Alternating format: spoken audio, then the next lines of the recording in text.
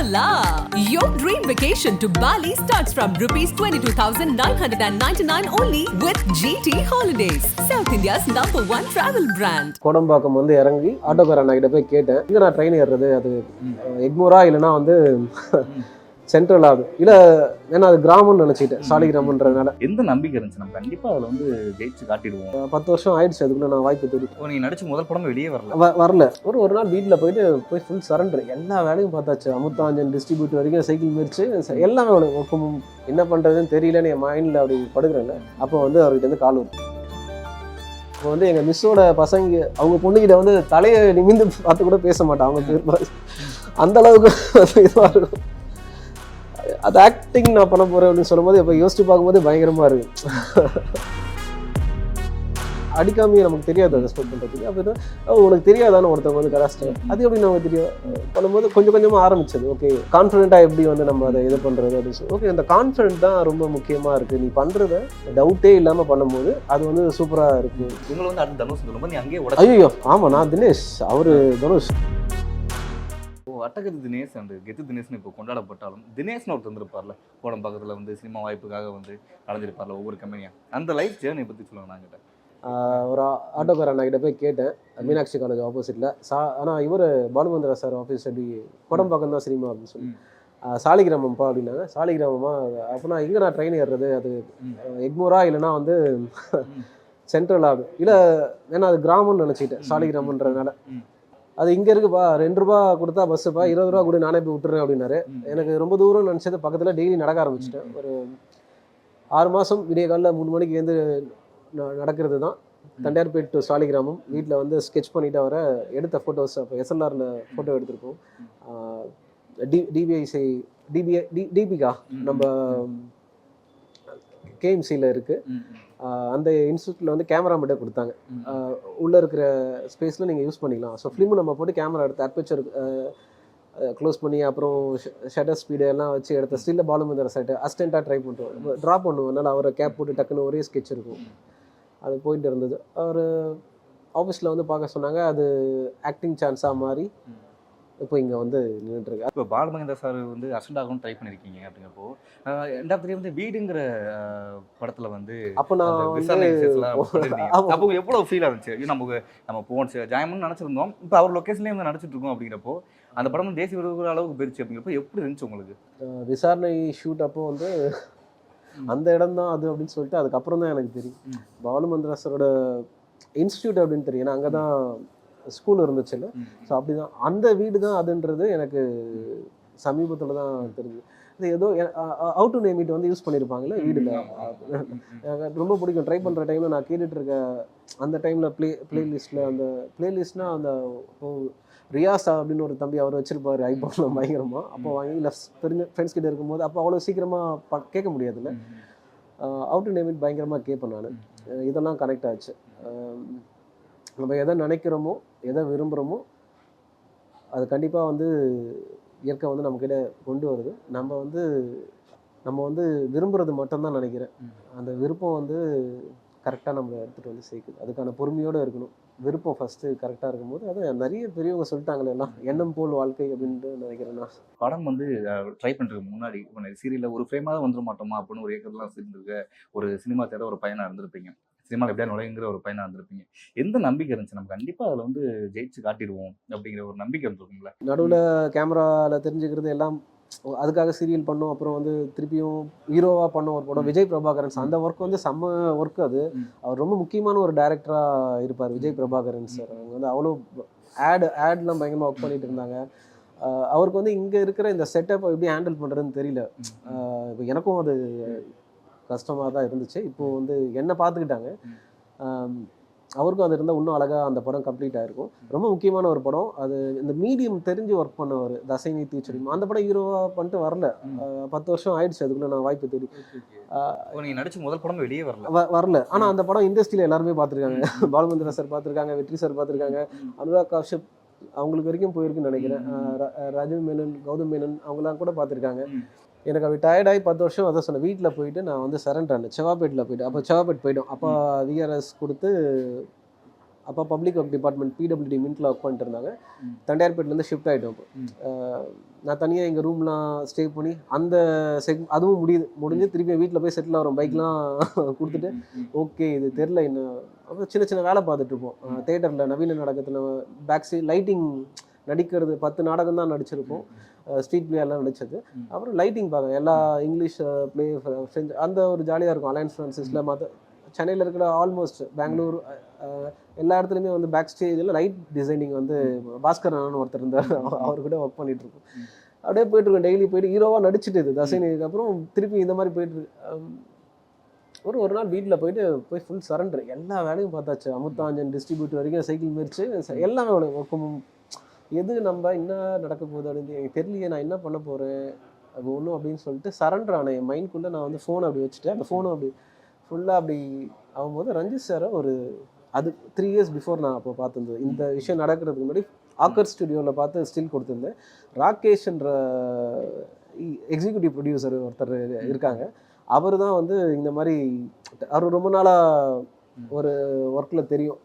அதுக்கப்புறம் திடீர்னு கால் பண்ணி என்ன பண்ணார், ராகேஷ் சார் வந்து ஆக்கரில் வந்து ஒருத்தர் இருக்கார், போய் பார்த்து ஸ்டில் கொடுக்க முடியுமான்னு. ரஞ்சித் சார் அதுக்கு முன்னாடி சென்னை 28 வந்து ஆடிஷன் நடந்துட்டு இருக்கும் போது நான் போய் ஒரு ட்ரஸ்ட் பூர்வம்னு நினைக்கிறேன் அந்த ஆஃபீஸில் போய் ஆடிஷன் நான் போயிருக்கேன். அப்பயே பார்த்துருக்காங்க. இது பயங்கர எனக்கு ஆச்சரியமாக இருந்தது. அவர் தான் அந்த அவங்க சீரியஸாக ஒன்று நடிக்க சொன்னாங்க. நான் சீரியஸாக நடித்தேன். ஸ்டில்லு கொடுக்கும்போதே அவர் வந்து ஜாலியாக அவர் வந்து பேச ஆரம்பித்தார் ஆக்கரில். அந்த ஸ்டில்லாம் கொடுத்து 3 வருஷத்துக்கு அப்புறம் வீட்டில் போய் அப்படி என்ன பண்ணுறதுன்னு தெரியலன்னு என் மைண்டில் அப்படி படுக்கிறேன்ல, அப்போ வந்து அவர்கிட்ட வந்து கால் வரும். டி நகர் இந்த மாதிரி ஒரு ஆஃபீஸர் குரோம் பில்டிங் பக்கத்தில் வர முடியுமா அப்படின்னு சொல்லும் போதே வந்து ஒரு கிளம்புறது. ஆனால் மைண்ட் அங்கே போயிடுச்சு. ஆனால் ஃபிசிக்கலாக பாடியாக வந்து செவ்வாப்பேட்டை ரயில்வே ஸ்டேஷனில் நான் நின்றுட்டுருக்கேன். ஆனால் மைண்டு வந்து அங்கே போயிடுச்சு. அப்படியே ரயில்வே ஸ்டேஷன் பார்த்துட்டு அது கொஞ்சம் வில்லேஜ் மாதிரி தானே இருக்கும் அந்த டைமில். ஸோ காலியாக இருக்குது, ட்ராக் மட்டும் இருக்குது, மைண்ட் மட்டும் அங்கே இருக்குது. நம்ம இங்கேயே தான் இருக்கும். ட்ரெயின் அப்படியே பொறுமையாக ஆடி வருது. போய் பார்த்ததுக்கப்புறம் ஃப்ரெண்ட்ஸ்லாம் கூப்பிட்டு போய் இன்டர்வியூ பண்ண சொன்னாங்க. தேட்டர் ஃப்ரெண்ட்ஸு, அப்போ சினிமாவில் ட்ரை பண்ணிட்டு ஃப்ரெண்ட்ஸ் எல்லோரும் போய் பார்த்தோம். அது ஆடிஷன் போய் கம்மியாக ஃபில்டர் ஆகி அப்புறம் கடைசியாக இப்போ லப்பர் பந்தில் வந்து நின்றுட்டோம். படம் வந்து நிறைய படம் வந்து வெற்றி அடையுது, சில படம் தோல்வி அடையுது. வெற்றி தோல்வி இந்த மாதிரி பார்க்கும்போது வெற்றி அடையும் போது வந்து தினேஷ் என்ன சொல்லிக்குவார், தோல்வி அடையும் போது தினேஷ் நமக்கு நடந்தது மோஸ்ட்லி வந்து பார்த்தீங்கன்னா எல்லாமே வந்து சூப்பராக ஆரம்பத்துலேருந்து இப்போ வரைக்கும் வந்து பார்த்தீங்கன்னா எல்லாமே வந்து ஒரு டீசெண்டான ஒரு இது தான். பட் என்னை ரிசீவ் பண்ணிக்கிட்டது இருக்குல்ல, இப்போது என்னை ரிசீவ் பண்ணிக்கிட்டது வந்து அது வந்து அவ்வளோ சூப்பராக இருக்குது. அவ்வளோ சூப்பராக இருக்குது. இது எல்லாருக்கும் கிடைச்சா வந்து இங்கே வந்து எல்லாருமே ஹாப்பி.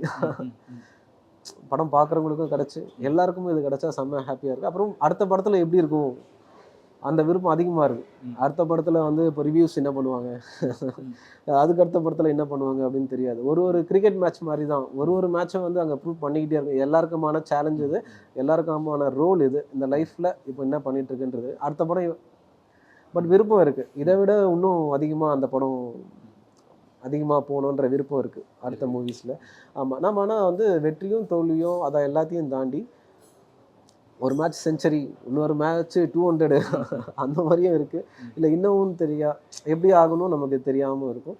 எதுவுமே இங்கே எடுத்துகிட்டு போயிடாமல் நம்ம மிடில் இருக்கிறது தான் அது வரைக்கும் சந்தோஷம் தான். ஸோ ஒரு ப்ரெஸ் மீட்டில் நீங்கள் சொல்லியிருந்தீங்க, இப்போ ஒரு கம்பேரிசன் போயிட்டே இருக்கும். நீங்கள் அடுத்த சூப்பர் ஸ்டார், அடுத்த விஜய், அடுத்த விக்ரம் அப்படின்னு சொல்லி போயிட்டே இருக்கும்போது உங்களை வந்து அடுத்த தனுஷ் சொல்லும்போது நீ அங்கேயே உடச்சி ஐயோ அப்படி சொல்லாதீங்க, கம்பேரிசன்லாம் பண்ணவே பண்ணாதீங்க. அது அவருக்கும் தப்பாக இருக்கும், எனக்கும் தப்பாக இருக்கும். ஆமாம், நான் தினேஷ், அவர் தனுஷ்.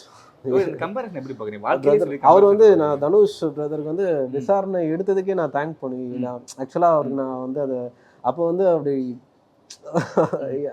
நான் வெற்றி சைடு சொன்னேன். அவர்கிட்ட சொல்லவே முடியல. ஒரே பர்த்டேக்கு மட்டும் நான் டெக்ஸ்ட் பண்ணிட்டு இருந்தேன். நான் ரொம்ப அன்பாக அவரை வந்து பிரதர்ன்னு சொல்லிட்டாரு. ஆக்சுவலி சம்டைம்ஸ் திடீர்னு நமக்கு பார்க்கும்போது தனுஷ் சார் வந்து ஆக்சுவலாக பயங்கரமாக நான் வந்து விசாரணைக்கு வந்து அவரை நான் தேங்க் பண்ணுறேன். ஏன்னா ஒரு ஆர்டிஸ்ட்டாக இருந்தால் அந்த ஒரு ஸ்பேஸ் கொடுத்து இன்னொரு ஆர்டிஸ்ட்டாக அதுவும் வெற்றி சாருக்கும் அவங்களுக்கும் இருந்த ஒரு காம்போவில் இப்போ நான் எனக்கு இது பண்ணி சூப்பரான ஒரு மனசு. எல்லாருமே யூனிக், இங்கே யாருமே அப்படி கிடையாது. தனுஷ் அவங்க எல்லாருமே யூனிக்ல. இப்போ சிவகார்த்திகேயன் அவர் ஒரு யூனிட்ல இருக்காரு, தினேஷ், நான் வேறு, நீங்கள் வேறு, படைக்கப்பட்ட எல்லாருமே வந்து எல்லாரும் ஒரே இடத்துல தான், பட் ஆனால் வந்து எல்லாருமே யூனிக். அதுதான் கிரியேஷனோட அவ்வளோ பியூட்டிஃபுல்லாக இருக்குது. அவ்வளோ பியூட்டிஃபுல்லாக இருக்குது. நீங்கள் போய் எடுத்துக்குங்க, விளையாடுங்க அப்படின்ற மாதிரி இருக்குது. அதனால நம்ம யாரும் அப்படி இது பண்ண வேண்டாம். விசாரணை சொல்லும்போது தான் இப்போ வெற்றிமாறன் சொல்லியிருப்பாரு, உங்களுக்கு முதுகுத்த இதே கிழிஞ்சிருச்சு, சதையை விட்டுருச்சு அப்படின்னு மாதிரி சொல்லியிருப்பாரு. அதில் அந்த வழியில வழி அதெல்லாம் தாண்டி அது அந்த படம் வந்து அந்த டைமில் இருந்த மைண்ட் செட் என்னென்னா, அது உண்மையாக அந்த மாதிரி நடந்தவர் கூட இருக்கிறார் சந்திரகுமார் சார். அவர் தங்கலானில் கூட நடிச்சிருக்காரு. சந்திரகுமார் சார் அதில் இருந்தவரே உண்மையாக இருக்கிறார். ஸோ நம்ம நடிச்சிட்டு இருக்கோம். அதை அழகாக வெற்றி சார் சொல்லுவாங்க, இது ரீல் தானே. ஸோ நான் கட் பண்ணிட்டு வெளில போவோம், தண்ணி குடிப்பேன், பிரியாணி சாப்பிடுவேன், திருப்பியும் வருவேன், ஓகே அப்படின்ற மாதிரிலாம் இருக்கும். ஸோ அதனால் அது அந்த படத்தோட உண்மையை விட அது நம்ம ஃபேக் தானே, நடிப்பு தானே அது பண்ணோம். அதனால் அது வேண்டாம். அந்த மாதிரி உண்மையாக நடக்கவும் வேண்டாம். அந்த மாதிரி படங்களும் உண்மையாக நடந்தால் தான் அந்த மாதிரி படங்கள் எடுக்கணும்னு அவசியம் வருது. இது மாதிரி இருக்குது அப்படின்னு சொல்லிட்டு மனிதர்கள் எல்லாரும் வந்து இங்கே எல்லாருமே இருக்குது.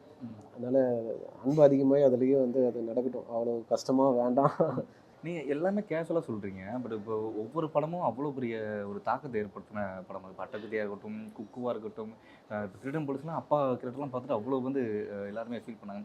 ஆனால் நீங்கள் சொல்கிறத பார்த்தா நடிப்பு தானே அப்படி மாதிரி சொல்கிறீங்க. எவ்வளோ ஹோம்ஒர்க் பண்ணுவீங்க நீங்கள் நடிக்கிறதுக்கு முன்னாடி ஒவ்வொரு படத்துக்கும்? இல்லை, பிகினிங்கில் அது கஷ்டமாக அந்த நான் ரொம்ப கஷ்டமாக இருக்கும். சின்ன வயசில் வந்து ஜியான் கான்வென்ட் அப்படின்னு சொல்லிட்டு ஒன்று 6th 7th மட்டும் நான் அங்கே படித்தேன். அப்போ வந்து எங்கள் மிஸ்ஸோட பசங்க கிட்ட அந்த ஏஜில் இருக்குல்ல 14 15 வந்து நான் அவங்க பொண்ணுக்கிட்ட வந்து தலையை நிமிந்து பார்த்து கூட பேச மாட்டேன். அவங்க பேர் அந்த அளவுக்கு இதுவாக இருக்கும். அது ஆக்டிங் நான் பண்ண போகிறேன் அப்படின்னு சொல்லும்போது இப்போ யோசிச்சு பார்க்கும்போது பயங்கரமாக இருக்கு. விஜய் டிவி இருக்குல்ல, நம்ம நுங்கம்பாக்கம் ஸ்டெல்லிங், அங்கே வந்து ஆரம்பிச்சு. இப்போ நீ இப்படி இருந்தால் எப்படி ஆக்ஷன் சொன்னால் எப்படி வந்து நீ அதை பிரேக் பண்ணுவேன். ஏன்னா ஸ்டில்ஸ் நிறைய எடுத்துருக்கோம் ஆக்டிங்க்கு. ஸ்டில்ஸ் ட்ரை பண்ணும்போது ஓகே, மோஸ்ட்லி எல்லாருமே வந்து இப்படி தானே பண்ணிடுவோம். அப்புறம் கையில் வந்து கண்டிப்பாக ஸ்மோக் பண்ணுற மாதிரி ஒன்று வச்சுருக்கோம். அதை பார்க்கும்போது இல்லை, இது அடிக்காமையே நமக்கு தெரியாது அதை ஸ்மோக் பண்ணுறதுக்கு. அப்படின்னா உனக்கு தெரியாதானே ஒருத்தவங்க வந்து கராஸ்ட்டு அது எப்படி நமக்கு தெரியும் பண்ணும்போது கொஞ்சம் கொஞ்சமாக ஆரம்பிச்சது. ஓகே, அங்கே தான் அந்த பிரெட் ஆம்லெட் கடை இருக்கும், அந்த இடத்துல நின்றுட்டு ஓகே இப்போ ஒரு பஸ்ஸுங்க அவ்வளோ பேர் போகிறாங்க, இத்தனை பேர் முன்னாடி ட்ரை பண்ணி பார்த்தது. ஓகே, கான்ஃபிடென்ட்டாக எப்படி வந்து நம்ம அதை இது பண்ணுறது அப்படின்னு சொல்லி ஓகே, அந்த கான்ஃபிடென்ட் தான் ரொம்ப முக்கியமாக இருக்குது. நீ பண்ணுறத டவுட்டே இல்லாமல் பண்ணும்போது அது வந்து சூப்பராக இருக்குது.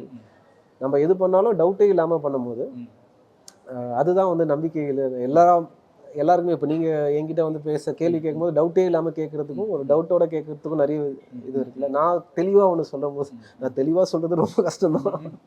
ஓகே, நம்ம வந்து கிளியராக அதை பண்ணணும். அவங்களுக்கு என்ன வேணும் அப்படின்னு, இப்போ தமிழாக இருக்கட்டும் இல்லை டேரக்டர்ஸ் வந்து கிளாரிட்டியோடு இருக்கும்போது அவங்களுக்கு இதான் வேணும், 6 வேணும், ஓகே அவங்களுக்கு 4 வேணும், டொக்கு வேணும், டொக்கு.